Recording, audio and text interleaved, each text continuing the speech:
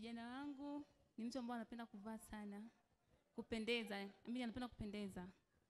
Kwa nimemwandalia zawadi nzuri ambayo akivaa, akitoka, akienda ofisini au sehemu yoyote ile kanisani inaweza ikamfaa.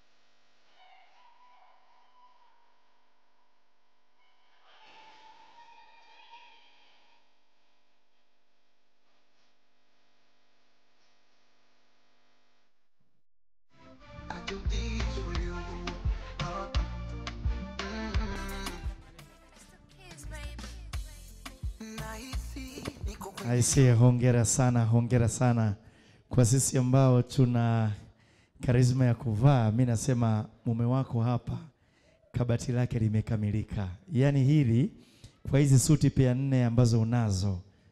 Edwin, yaani huu ni mwezi mzima unawapa. Aisee, hongereni sana na hongera sana kwa moyo wa upendo, kwani kutoa ni upendo, si utajiri.